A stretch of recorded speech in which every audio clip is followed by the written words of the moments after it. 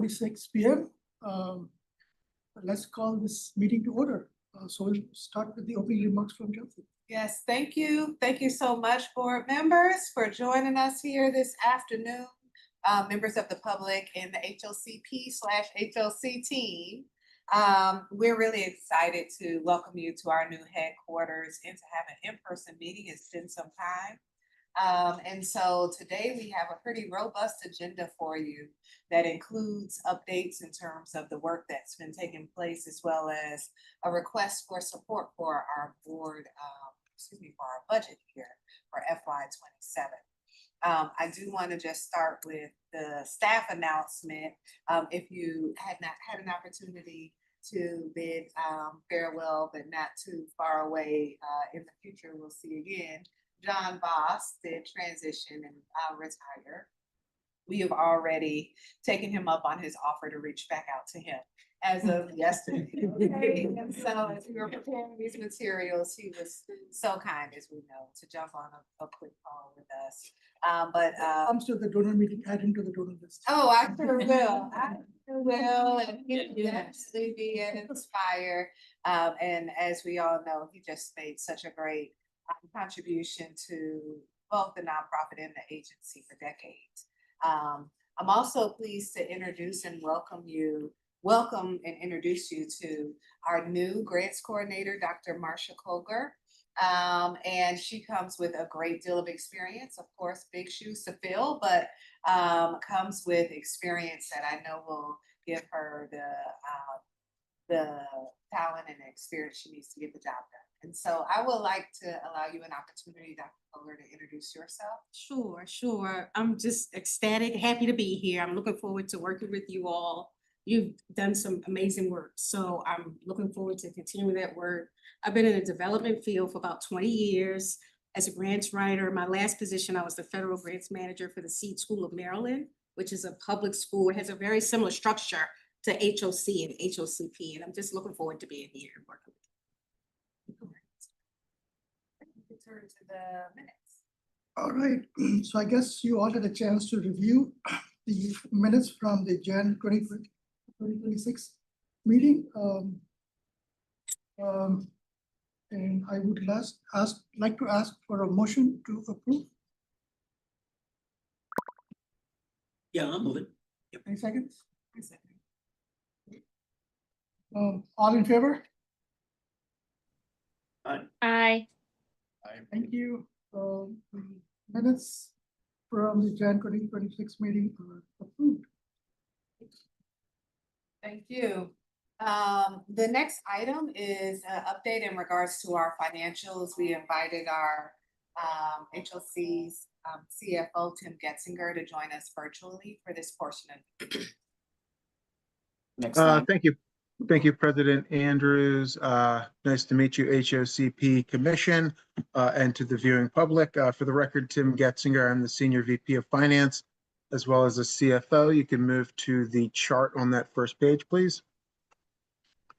As typical with these presentations, we do provide you with a few attachments. We provide you with the trial balance, statement of financial position, statement of activities, and the monthly budget.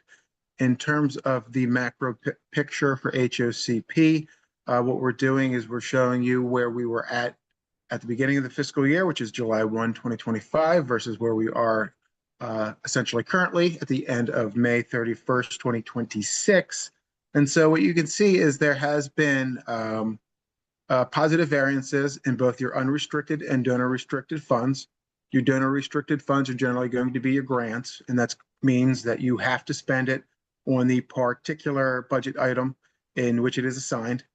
And so as we see, we go from July 1, 2025 at about $665,000. And at the end of May 31st, 2026, we have a closing balance of $692,000. The largest drivers of that, again, they're going to be the unrestricted funds of about $10.2 thousand and donor restricted funds of $17.8 thousand for a total positive increase of $28,000 or 4.22% from the beginning of the fiscal year. Any questions on the macro changes here?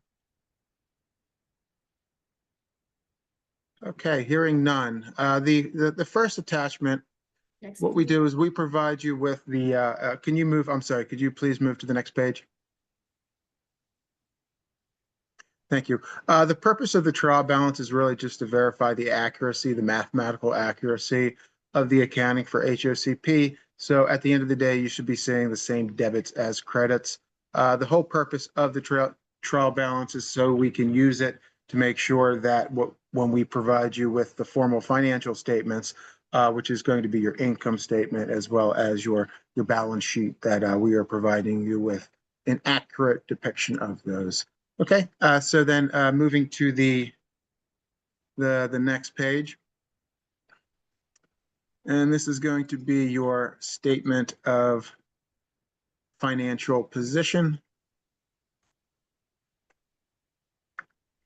And your statement of financial position, yeah, if you can squeeze it all in.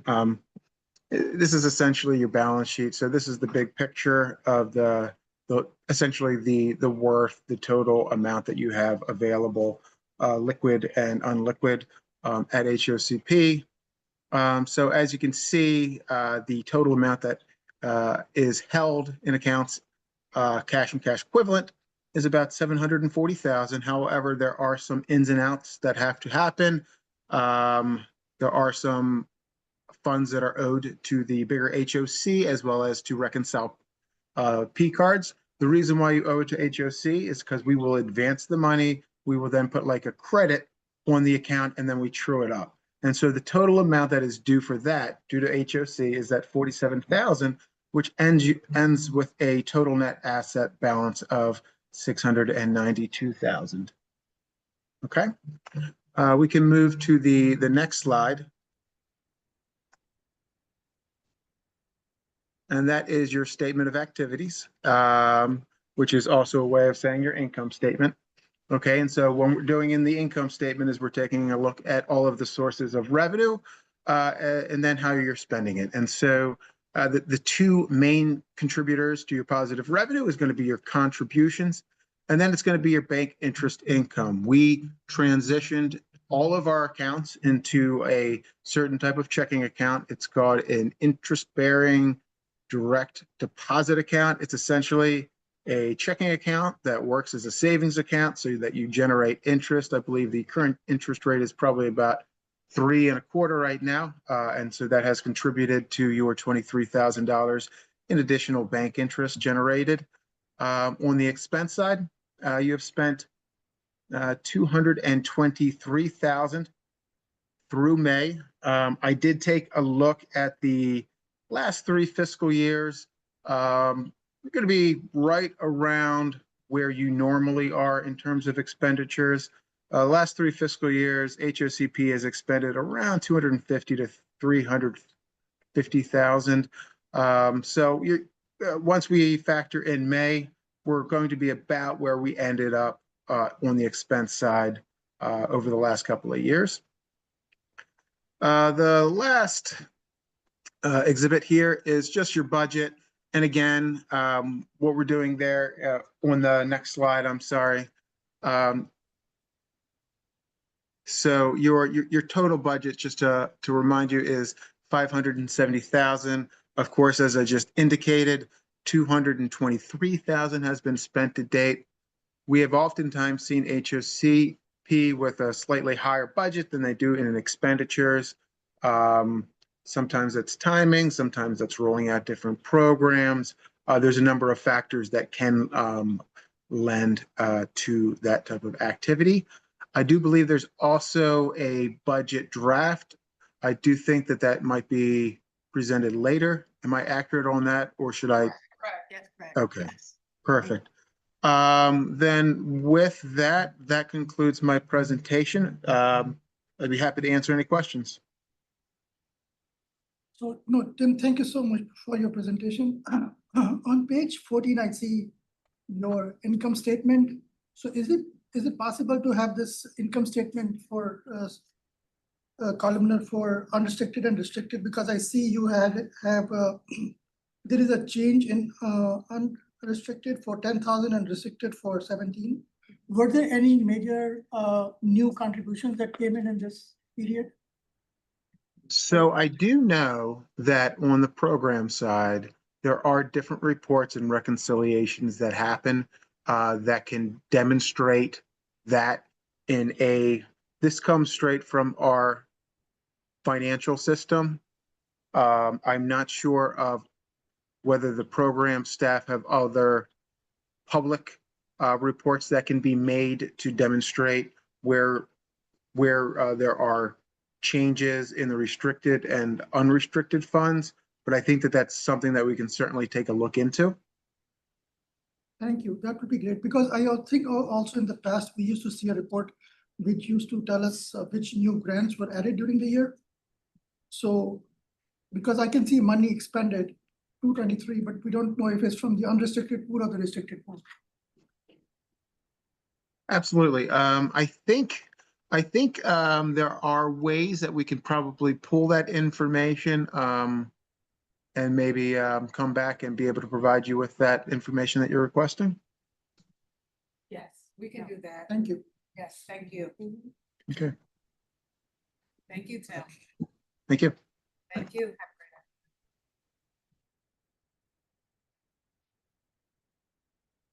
All right. So if you could move to the next page for us. The next item that we want to discuss is to share an update in terms of our engagement with English Hudson.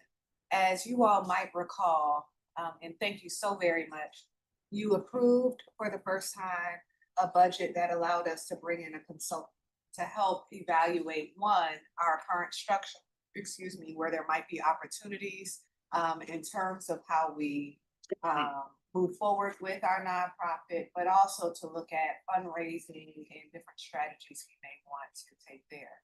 What we're going to walk you through, our Vice President of Public Affairs and Communications, Tia Palat, is going to walk you through the type of deliverables and where we are with regards to those deliverables that English Hudson is working on. They have been a tremendous partner and has been a wonderful asset to us, so thank you again.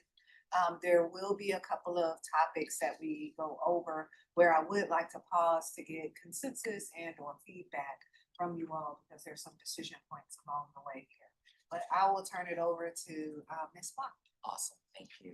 Thank you, President Andrews, and good evening, members of the board and the public.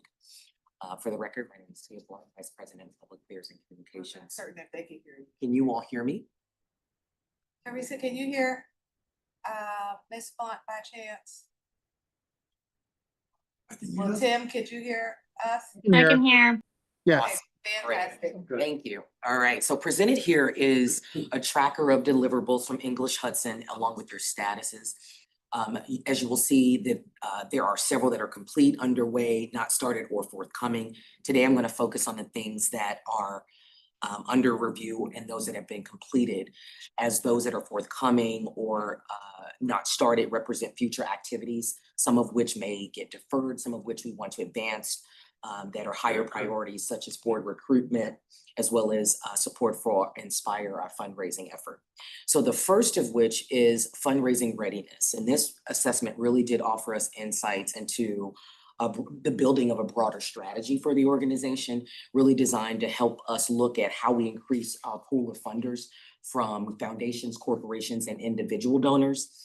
And so we're going to be working with English Hudson in the coming months to articulate a more concrete strategy following our internal assessment of feasibility and capacity, so that some of the recommendations that came out of this some of which can be leveraged pretty quickly, and others we'll be staging over time. So that readiness report was really well done. So it really is on us to look at capacity. And so that was their first product. Their second was a case for support. And what we did was advanced a portion of this case for support and integrated it into a new fundraising prospectus. And that prospectus really was designed to move us beyond our traditional process of providing sponsorship levels and event-specific benefits that are tied to the Inspire celebration, to one that looks at more of a cumulative annual fundraising cycle that's filled with a number of really attractive benefits that allow us to ultimately raise the funds to support our new Cradle to Career model.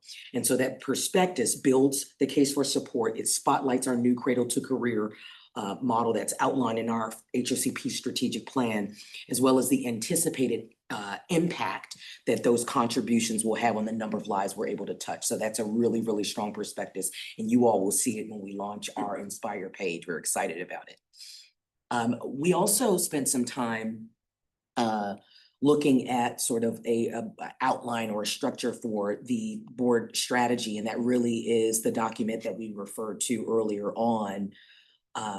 Board recruitment strategy really is sort of their assessment of a number of documents that we are using to recruit board members as well as governance. And so they outlined a number of changes that we need to make, and we're going to be talking about some of those, which will really help to position HOCP in its upcoming board recruitment efforts. And so next steps are to work with English Hudson on a firm strategy or work plan, if you will, that will help us to quickly identify new board officers, places where we should be advertising for those officers, and in a process for successfully recruiting and onboarding those officers. So this first assessment really helped us to structure that, and we're going to be working with them ongoing on the next phase of that. I'm going to skip the donor appreciation toolkit as I suggested. We're not going to talk about things that haven't started. These next two deliverables, both the top prospect list as well as the notable cultivation list, are really their stab at taking what we started with as an initial set of potential donors or current donors. They've now added what they believe are organizations that HOCP should be approaching as part of expanding its pool of funders, and then working with them over the next few weeks for them to add some specific targets within those organizations, and where possible, making warm introductions. Similarly, in this notable county notables, this gives us a list of individuals. Most of them are individuals who are Montgomery County born, raised, or have a strong presence in Montgomery County that we can actually leverage in the future, cultivate relationships with them, and then leverage those opportunities in the future for celebrity spokespersons, MCs, and hopefully potential donors. So that was also a really, really helpful document. I'm going to skip the next few, if you can keep scrolling, to some of the things that they have completed. They have done both a digital audit as well as a media-tied engagement strategy, and both of these strategies really outline recommendations to help us expand our digital footprint via enhanced search engine optimization, placement of Google ads, enhanced brand awareness, because some folks, may hear about the organization, but there's some opportunities there for us to strengthen brand awareness, and also some visibility in other areas. And so while the audit and strategy have been completed, we're looking at how we phase out some of the activities that have been outlined here, given our staff capacity. So both really, really strong products. We already talked about the prospectus. So that's just, and I talked about that earlier on because we combined that case for support with our perspectives to advance some of that, so that is included there as a completed product. They've also helped us draft 2 letters to Leslie Foster, whom we're looking at as a possible MC for this event, as well as Dominique Dawes. We know it was a long shot, but why not, right? Well, why not introduce ourselves? And so we are hoping to make some inroads there, and we'll be presenting back to the board when we start firming up the details for our Inspire celebration. And then the last 3, our donor messaging analysis, is really just an opportunity to look at the materials, how we're describing ourselves, in some ways that we might strengthen some of our language, both on our web, across social, and certainly in the collateral. And then this Google ad process chart really ties back to some of the digital audit and media tied engagement strategies that we talked about a little bit earlier. But this is a process chart where we, like, step by step, here's what we need to tackle. And so they've done a lot of work in helping us think through what are the steps so that we don't have to do that. It's just check, complete, and check, complete. So it's a really, really helpful document. And then last but not least, they proposed a board matrix, which helps us look at possible composition for our board, the full slate of 9 officers, mapped out the required seats, as well as some others. So we're going to talk about that a little bit later. I think that is the end, so I can pause if there are any questions on that one. And again, just wanted to give a glimpse of the many Mhm. areas in which they have been thought partners, providing us with templates, frameworks. Definitely everything here is an iterative process. They've given their first attempt and our team has jumped in and said, no, we're thinking this, we're thinking that, but definitely wonderful thought partners. So we will be recommending to continue this engagement as we get to final on many of these tools. But want to pause to ask if there are any questions based on the scope that you see here and the work that they're doing. And then I would like to have some conversation around their recommendations about the board. Okay, seeing none. The next, if you can go to the next slide. The next item that I'd like to bring to the board is around the document review that they provided in preparation for the development of a donor board recruitment strategy. So this document outlines their findings from 5 key documents that we're using for both recruitment as well as governance. Those documents are outlined there, so I won't bore you with all the details, but there were 3 common patterns that emerged from their findings, and if you can scroll down a bit. The first was having no give or get provision. And so English Hudson really found that having no give or get, a minimum personal contribution, nor expectation that the board will open doors proactively really causes board members to reasonably conclude that fundraising is optional in the future. And so that conclusion left uncorrected could really create a ceiling on our board-driven revenue. So that was something that they saw across all of the materials. I'm gonna pause there. This is something that, of course, is a topic that we've talked about, because when the board members who are on the board now were recruited, it wasn't necessarily with the intention of just fundraising, right? And so we've had this conversation amongst ourselves. What English Hudson is indicating is most boards, typical best practice is to have some form of a give-get. I think that obviously as we think about this and moving forward, there's a way to position it so that current board members don't have to take on expectations that weren't there when they joined, but also as we bring in new board members, we're advancing this. But it is definitely industry norm and standard to have some level of skin in the game per se, to help raise a certain amount or to contribute personally. And I would like to include this in our recruitment strategy moving forward. So for that, I'd like to pause to get reaction.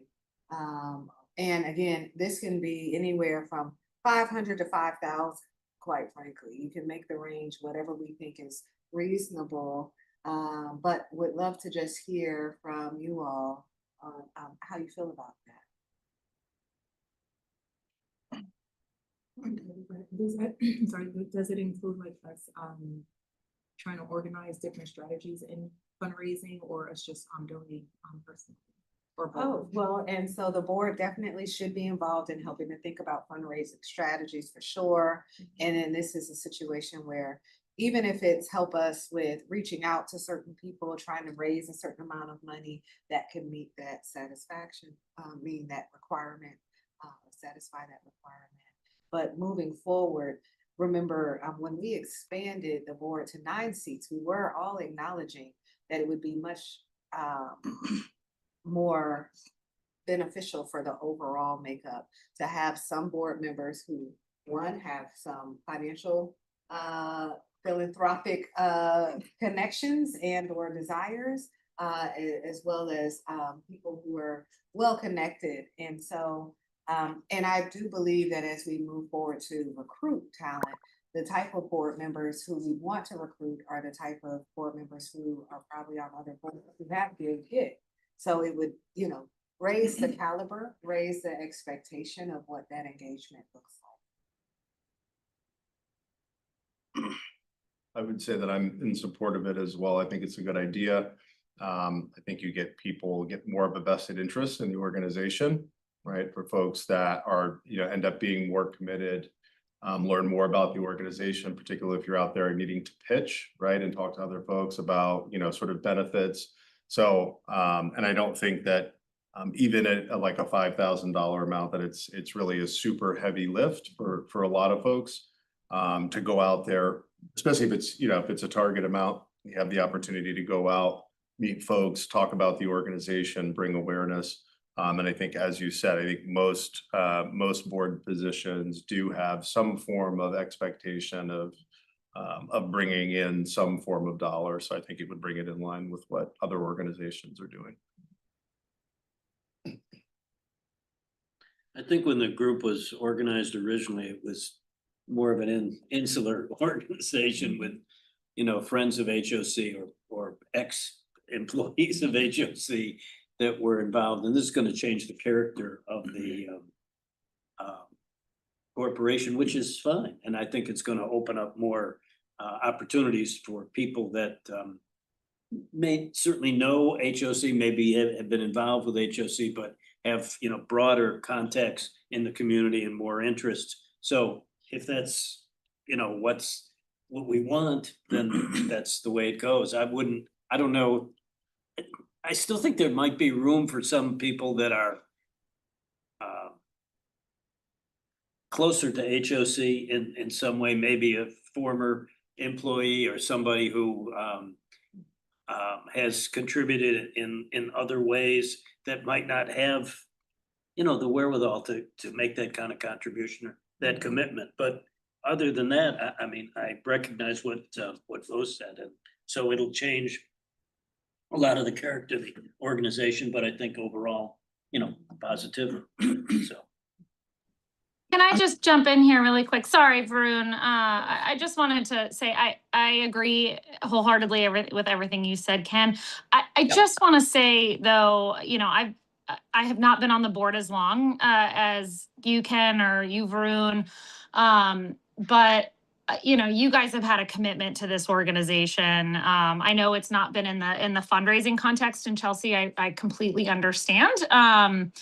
Taking the board in this direction and support it. I also want to say, I think I've seen a tremendous commitment from some of the longstanding board members. And, we started, and when I joined, we were kind of in lockstep with resident services, and we spent a lot of time talking with them about individual programs, and, really we're kind of a right hand to them. And I think the board is shifting into more of a fundraising board, and a board that can help pull partnerships locally, and that makes a lot of sense. I just want to acknowledge that there has been a longstanding commitment from HOCP board members to HOC in a different way. It's just been, so I just want to acknowledge that. That's all. Without a doubt, and I won't say names, but I will say that our longstanding board members have been financial contributors to the nonprofit as well. So I'm not suggesting that there has not been voluntary get. It just has not been ingrained as a requirement. I do think that Of course. Absolutely. From time and commitment, but also annually, there are volunteer, donations, in-kind donations of tickets to games, isn't that right? All the things that we can use to raffle so that we can get more funds. And so that is very much appreciated. I think in terms of one of the positions, of course, a resident position, we'd want to leverage that position to help us with thinking creatively and reaching out, but I don't think we would want to impose that restriction on that particular role, so that there's not that expectation there. But other than that, having some acknowledgement again of contribution, either personal or helping, to find resources for the nonprofits is what we'll see. I think I also echo what in majority what Teresa said. So first thing that I observe is, like, why do we have a maximum then? why do we have 500 to 5,000? Just let's have a minimum. Oh, right, and so this is for Yeah. discussion. Yeah, This is to get a gauge, one, do Right. we like this idea? yeah, If you do, then where should we start? And obviously, we're going out to try to do this next round of recruitment. It may be that we're conservative in that first reach out. We don't go all the way to the top. And then we work our way up. But this was to spark conversation. so, and also when I think you will recruit in the future, right? So in the past, like just like Teresa said, right? About 6-7 years ago, when we were talking about strategy and how to spend. Now we're creating a strategy on how to raise funds. And also it will change the trajectory of the donors, right? Because in the past, basically the donors and the contributors have been people who have been associated with HOC in one way or another. They are HOC vendors, they work with HOC, and they see HOC very closely, right? Right. But now you want to, increase that base. So outside of that base, right? So, Yes. so in this case, you might be able to get individuals, also other corporations in a way. So I think this will be a good,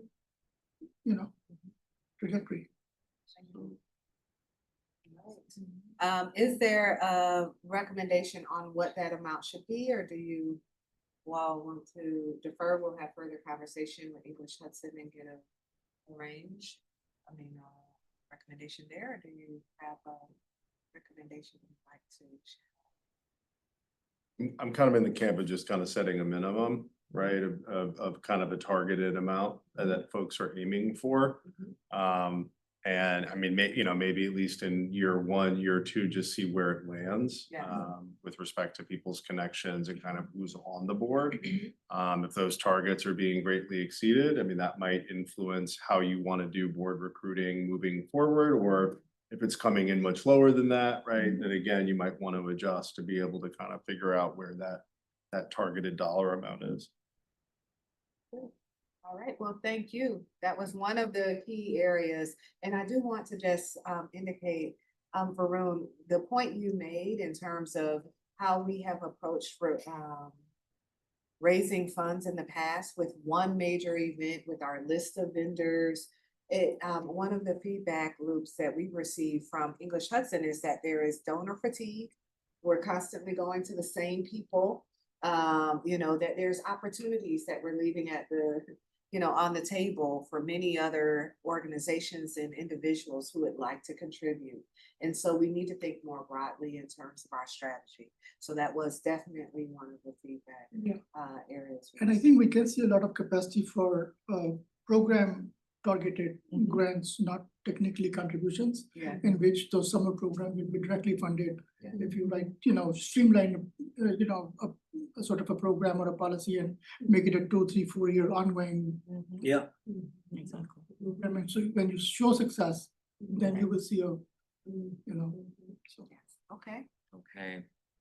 The other 2 themes was really about strengthening our case, not just for support, but why join the organization? What's the urgency? Why HOCP and why now? And to be able to attract some of those higher value candidates, they need to see that case. And so they talked about us strengthening those, particularly in our announcement letter that's being, put out there for prospective board members, but just also in terms of how we engage them.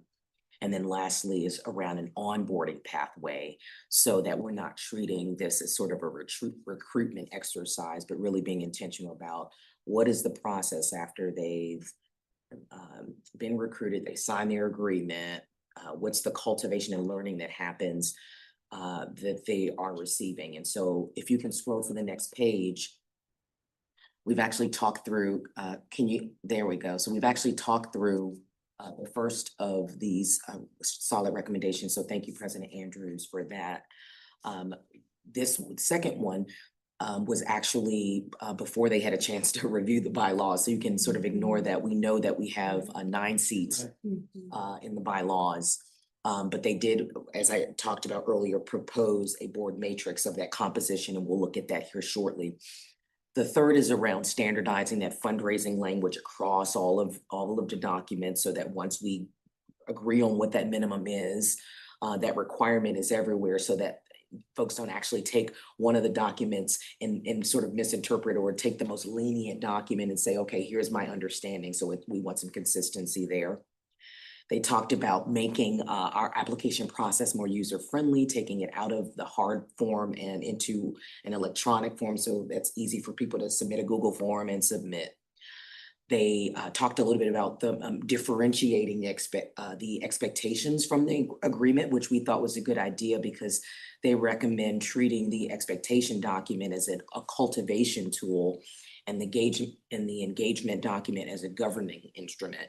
So they were really granular in some of their recommendations. So that allows us to immediately go in, take the action, and be ready for the next step in this recruitment strategy. Talked about adding this onboarding piece, which is now on us to think through a really robust orientation, right, from the gate, so that board members can know what to expect, how long is that going to be, when are they going to meet, the existing board members, et cetera. And then last but not least, sort of consolidating and sharpening the qualifications that ultimately will support the nominating committee in evaluating new board recruits. And so new board members for fit beyond just something that they self-report. So they've got some strong recommendations there. So that is really what we are up to next. And that's one of our next steps in board recruitment readiness so that we can begin articulating.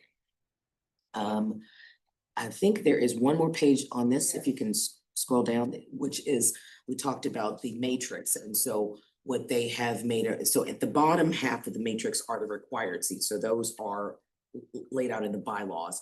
But what they are recommending is that we look at some expertise around perhaps biotech or tech, healthcare, looking at that strong nexus between health and housing, higher ed, because many of our programs are supporting, creating the STEAM, and higher pathways for learning for youth, as well as fundraising, right? So this allows us to have some skin in the game, even on our board representation as it relates to fundraising.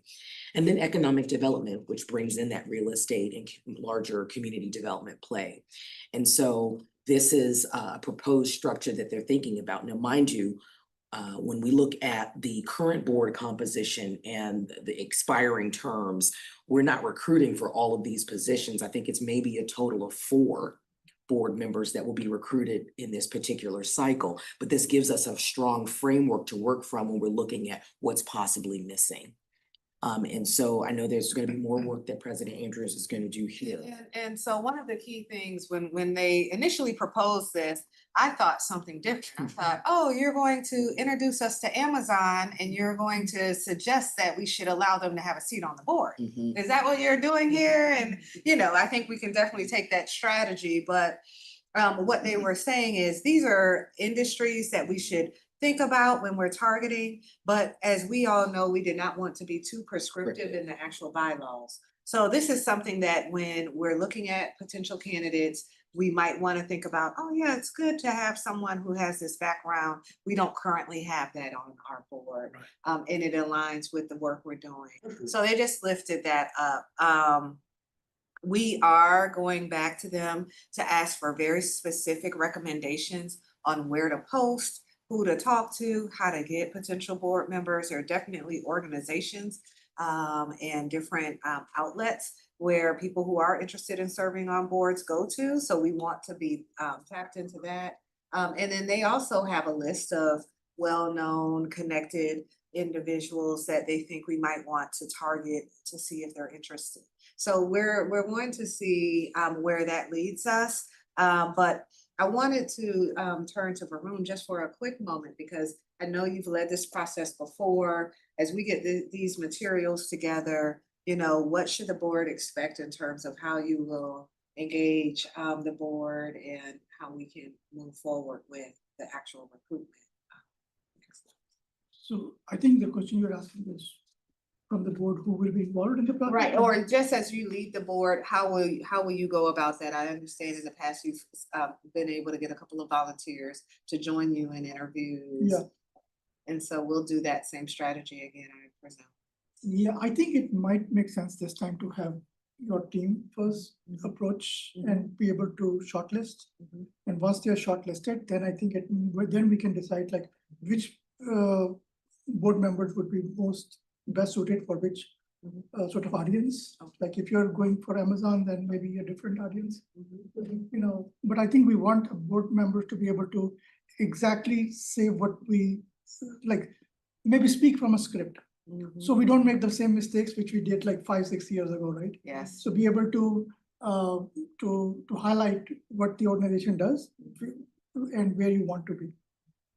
And I I, think that's and I important. do know that is what we will have. So there's the recruiting and going out, that's where we will help.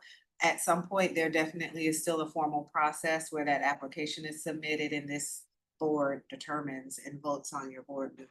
Because in this case, just like you said, right, when you, let's say you went to Amazon, you will not approach an individual at Amazon. You will basically approach Amazon as an organization, and then they will assign somebody who they would want to be on the seat of the board of HOCP, right?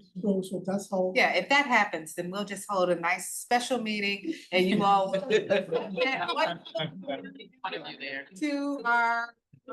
our group. We won't We won't make that a difficult process. But yes, Yeah. so definitely, and we'll all have the materials, you know, and of course, as we move forward with recruitment, reach out to you all so that you can see where it's posted, you can spread the word, etc. I will say, and Dr. Koger did look at our terms. There's, I think, only two board members whose terms wrap up here in December. If you don't know your terms, we can walk through the terms, but definitely everyone, we're open and interested in keeping you all engaged. If you're interested in winding down, definitely let's have that conversation as well, so that we can plan accordingly. But it would be great to have this foundation as we bring in new members so that we don't lose that you know, institutional knowledge. But definitely there are two new positions, even if no one winds down, where we would be going out for to recruit new board members. I believe that's the numbers. Correct. Yeah, I also think that in the past, attendance has been difficult for the board. Yes. And if we bring it to 9 and keeping the same board that we have, and as we add, you can keep adding, and then we can have the whole, you know, sort of start to taper off. That would be. Okay.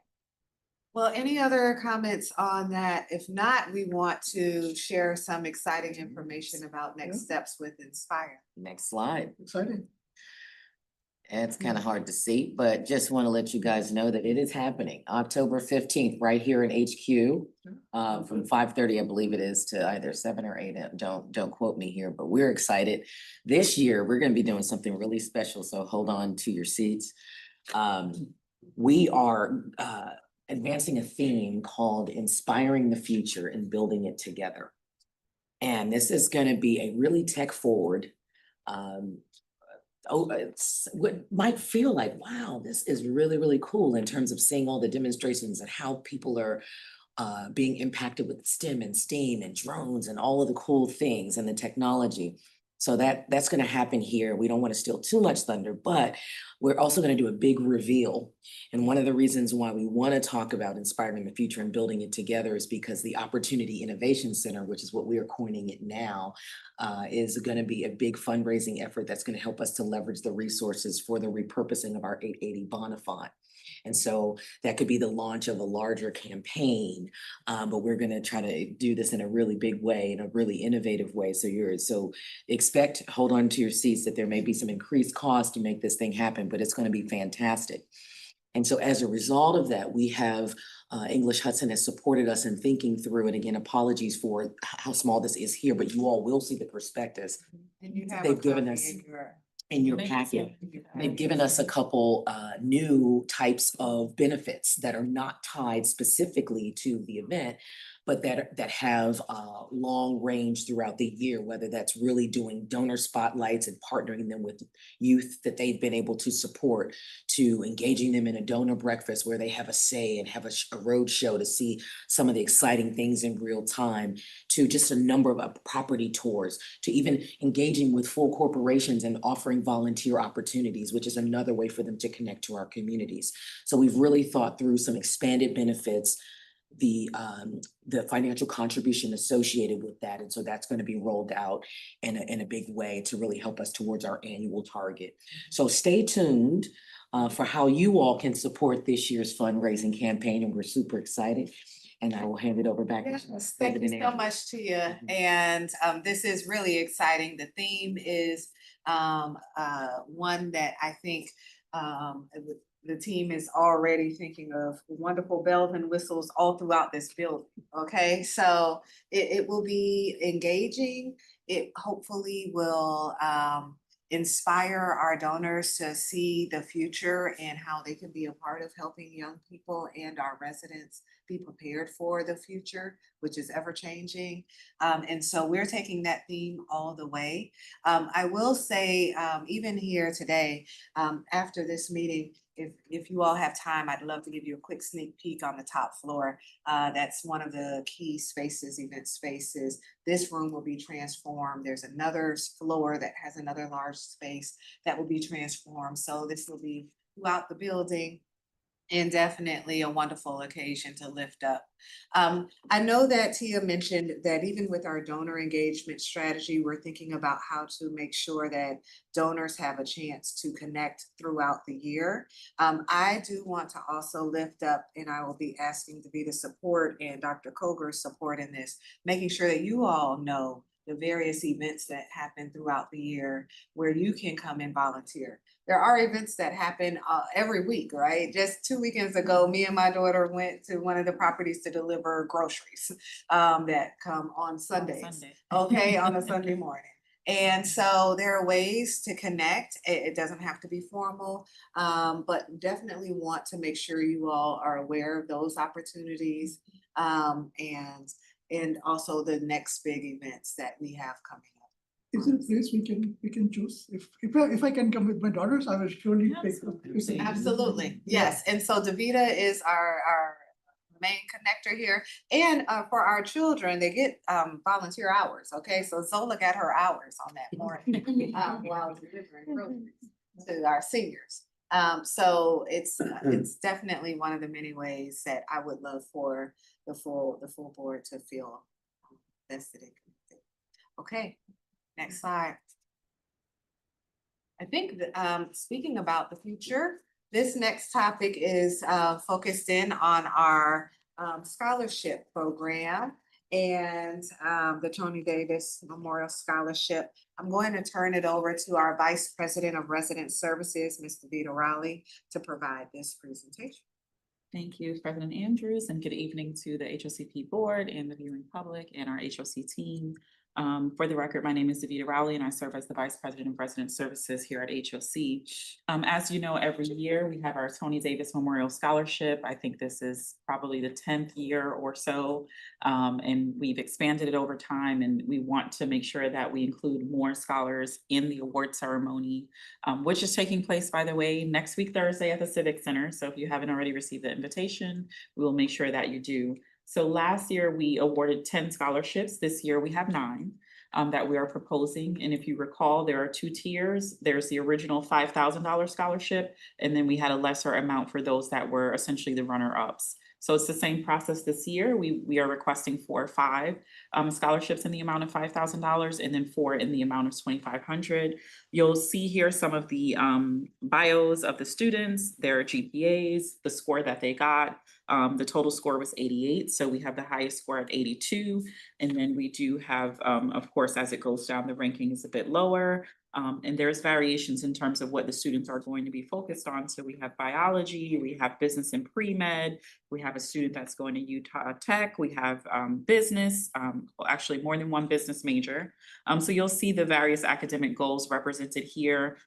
We even this year have some students that are currently attending an alternative school. So we really wanted to uplift a variety of county residents that are going for the scholarship.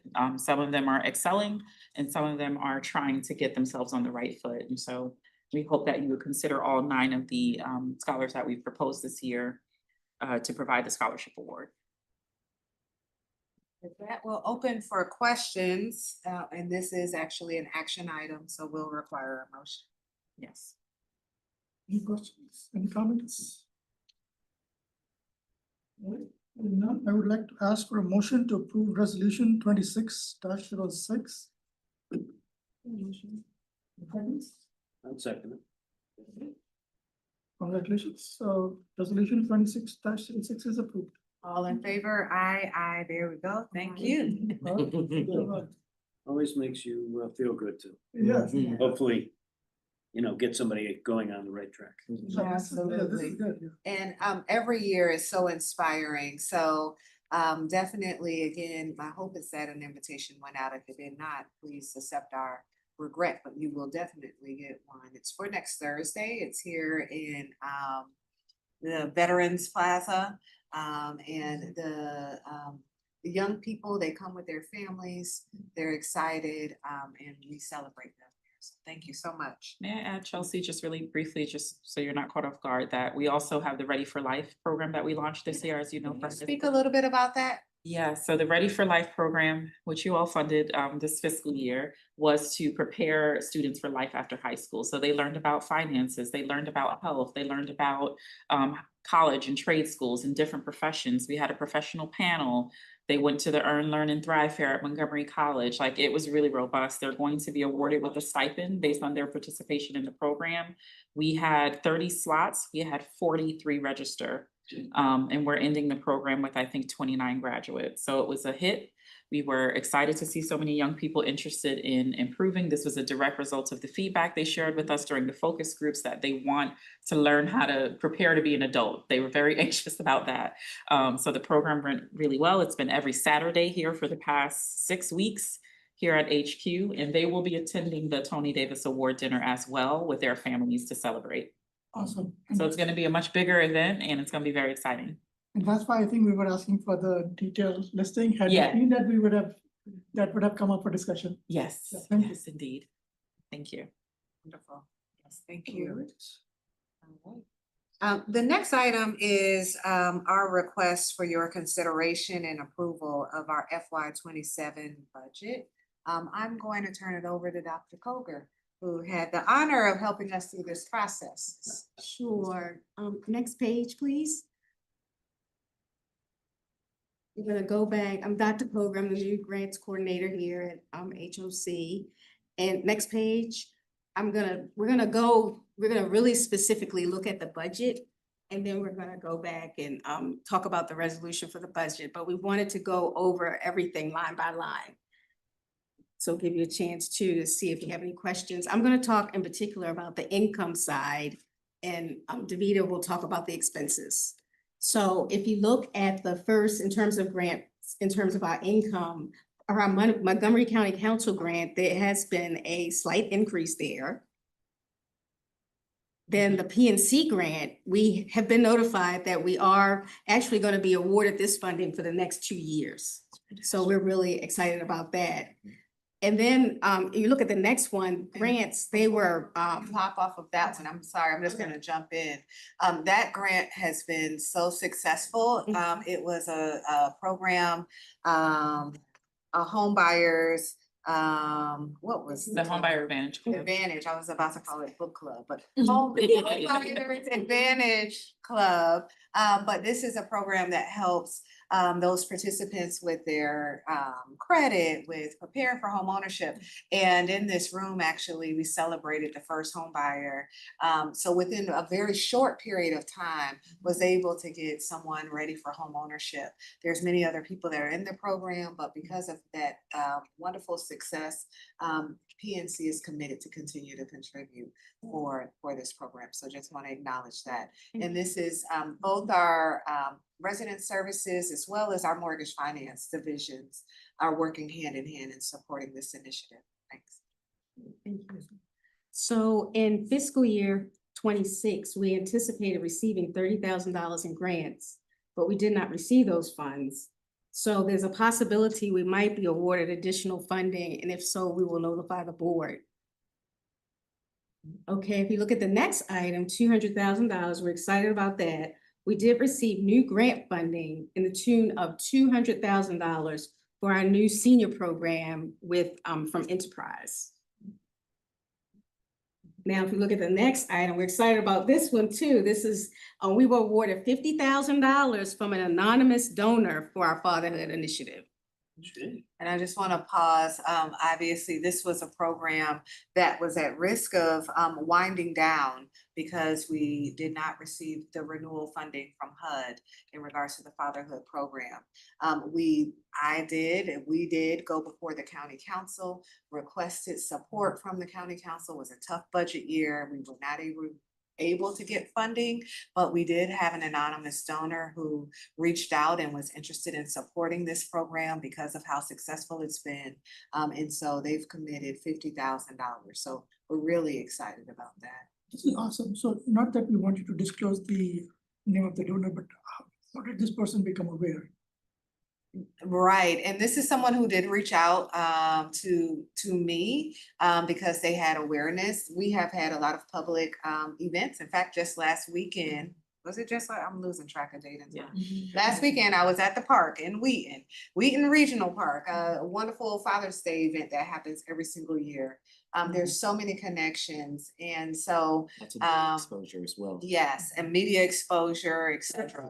We were a national model, so received the reach out, but they were very specific about not wanting to disclose who they were. Including the testimony is public as well, that we testified asking the council for the funds and received this request after. And then just not to skip over it, but that 200,000, so we did receive, I know, Dr. Koger said, well, we didn't receive grants, but we did in these other categories. We got commitments for the next year, as you can see. So this $200,000, another wonderful addition to the complement.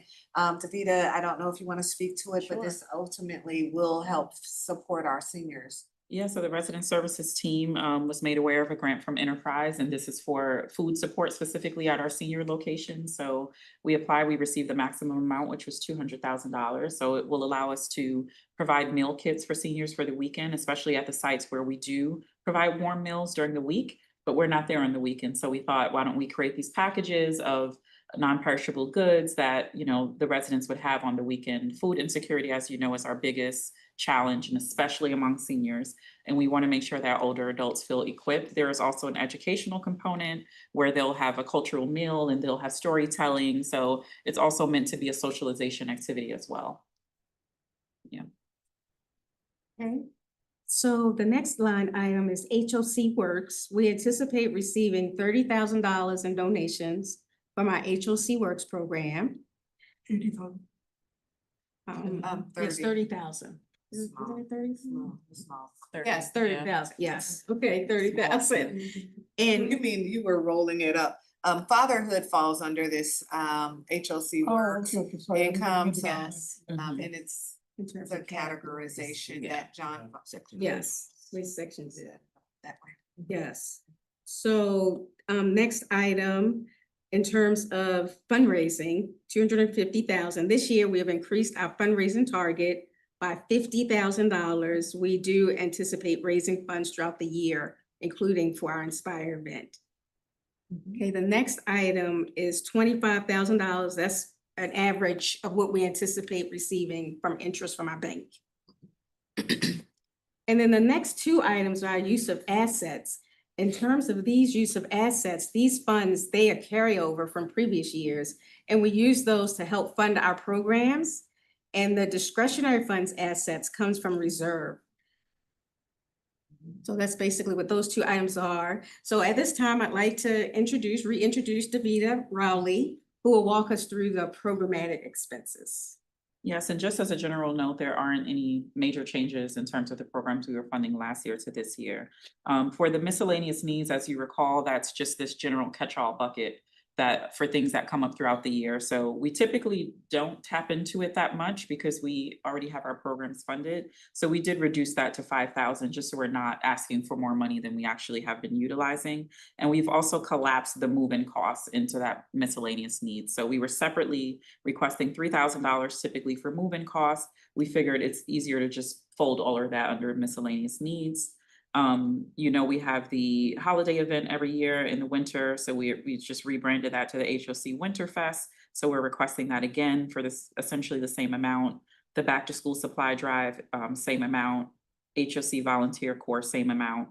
The senior prom and the mix and mingle, we are still doing those events, but we've moved them down into the older adults program section, just so they are represented in the cradle to career model. So still having those events, we've combined that amount to 15,000, and you'll see it lower down under older adult programs.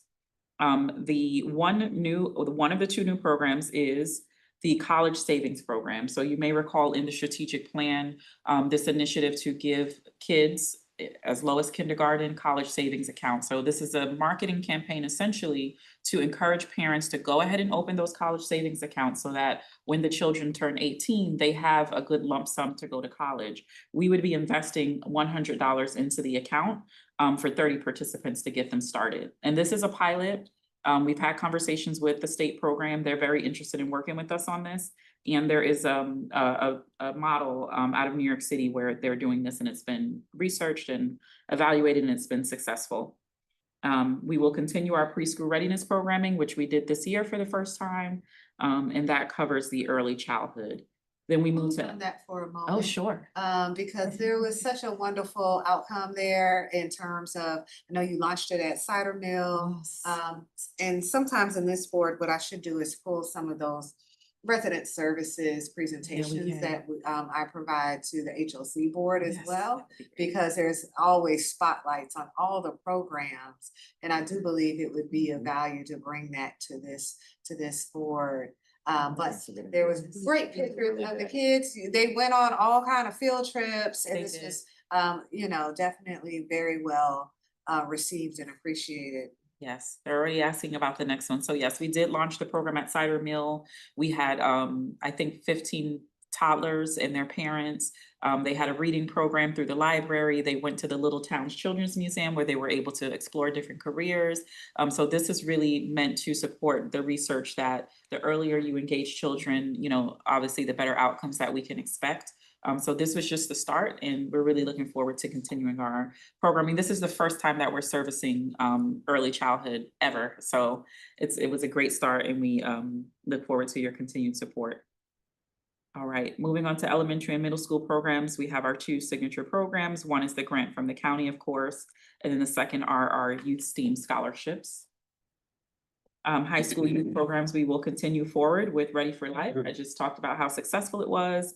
We also did start the pilot for the community coach program also at Cider Mill. So right now we have 15 slots and 30 young people interested and signed up. So they will be going out into the community. They've received training from a company called Everyday Canvassing.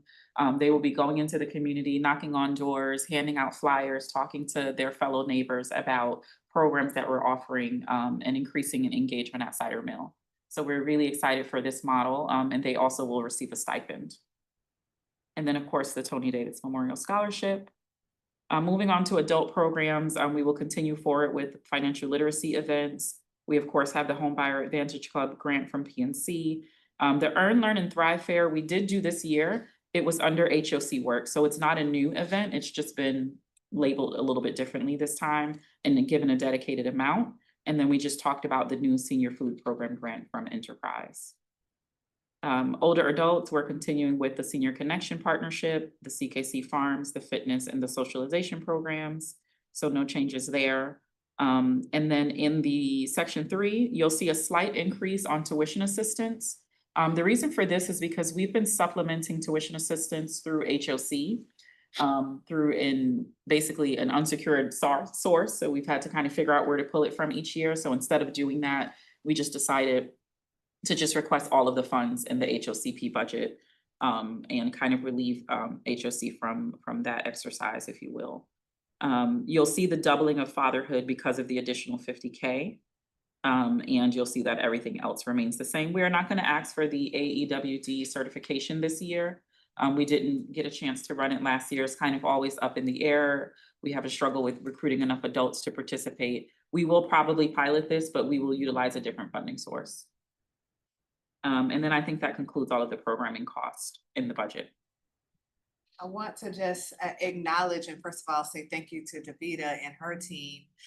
As you can see, there's a great deal of work, strategy, and wonderful outcomes in terms of implementation.